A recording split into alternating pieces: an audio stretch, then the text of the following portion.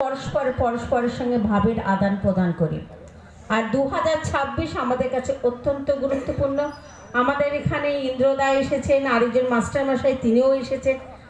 কারণ এই কারণে গুরুত্বপূর্ণ, একজন তৃণমূল কর্মী হিসাবে আমাদের সবচেয়ে বড় দায়বদ্ধতা যে আমাদের প্রিয় নেত্রী মাননীয় মমতা ব্যানার্জি, আমাদের নেতা অভিষেক বন্দ্যোপাধ্যায়, যাদের ছত্রছায়ায় আমরা রাজনীতি করি, সেই মমতা ব্যানার্জিকে চতুর্থবারের জন্য আমাদের মুখ্যমন্ত্রী করতে হবে। অর্থাৎ এই বছর হচ্ছে আমাদের বড় একটি অগ্নি পরীক্ষা, বিধানসভা নির্বাচন।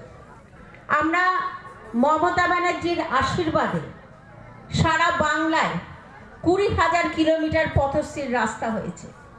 নানা প্রকল্প, লক্ষ্মী ভাণ্ডার থেকে শুরু করে সবুজ সাথী, স্বাস্থ্যসাথীর কার্ড, বিভিন্ন প্রকল্প বাংলার প্রত্যেকটা মানুষ ঘরে ঘরে পাচ্ছে।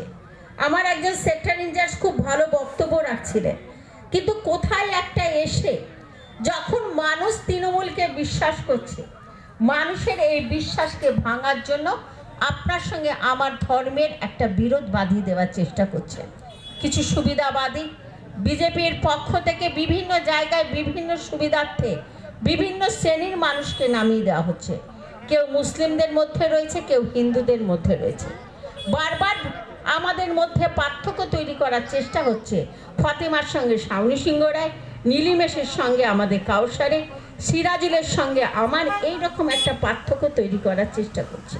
দেখুন, ধর্ম প্রত্যেকটা মানুষের, ঈশ্বর বলুন, আল্লাহ বলুন, খ্রিস্টানে আমরা যিশু বলি, আমরা মহাবীর বলি, আমরা বৌদ্ধ বলি, সবই সমস্ত ধর্ম ঈশ্বর এক এবং অদ্বিতীয়। আমরা সেই মহান আল্লাহর নামে শপথ করে বলতে পারি যে আমাদের সবচেয়ে বড় ধর্ম মানব ধর্ম। আমরা আমাদের প্রত্যেকটা মানুষের পাশে থেকে সেই ধর্ম নেওয়াবো। আর এটাই আমাদের দিদি মমতা ব্যানার্জি শিখিয়েছেন। তিনি সমস্ত ধর্মের মানুষকে শ্রদ্ধা করেন। তিনি যেমন দুর্গা পুজোয় মণ্ডপে যান, ঈদের সময় ঈদগাহে যান, তিনি তেমন যখন বড়দিন হয় চার্চে যান, যখন মহাবীর জয়ন্তী হয় সেই অনুষ্ঠানে তিনি উপস্থিত থাকেন, সর্বত্র তিনি যান। তাই আমাদের উচিত এই বাংলাকে ভালো করে রাখার জন্য আমাদের সকলকে ঐক্যবদ্ধভাবে আগামী দিনে লড়াই করতে হবে।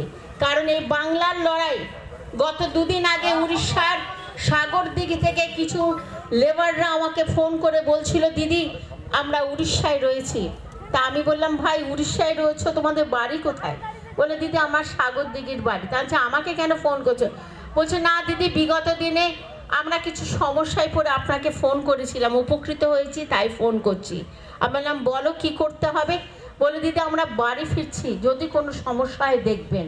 অর্থাৎ আমাদের ঘরের ছেলেরা, সে সাগরদিঘি হতে পারে, মুর্শিদাবাদ হতে পারে, বহরমপুর হতে পারে, রানীনগর হতে পারে, তারা যখন বাইরে যাচ্ছে, সে নদিয়ার ছেলে হোক, বীরভূমের ছেলে হোক, সেখানে গিয়ে উড়িষ্যার মানুষের কাছে তারা আক্রান্ত হচ্ছে শুধুমাত্র এই যে ভাষাটা বলছি আপনাদেরকে, এই ভাষায় কথা বলার জন্য।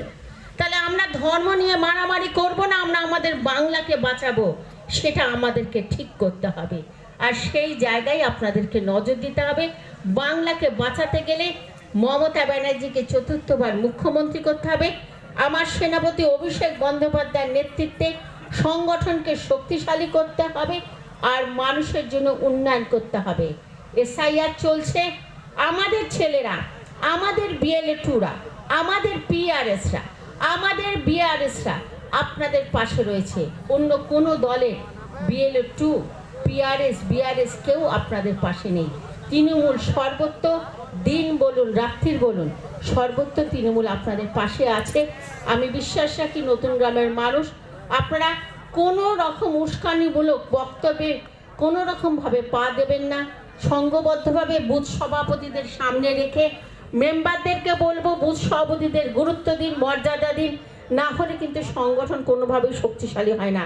আমাদের সকলের শ্রদ্ধা অশোকদা আছে, এই রকম লিডারশিপের নেতৃত্বে রাজনীতি করুন।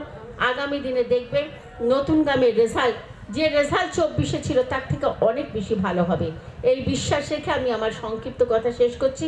সকলে ভালো থাকবেন, ধন্যবাদ। ওদের তিনজনকে এবারে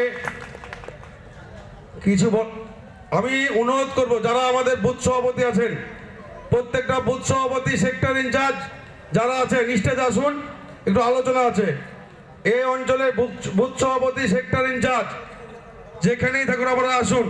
আমরা শেষের দিকে এবারে সংক্ষিপ্ত কিছু বলার জন্যে এই জেলার সংখ্যালঘু সেলের সভাপতি কাউসার ভাইকে কয়েক কথা বলার জন্য অনুরোধ করছি।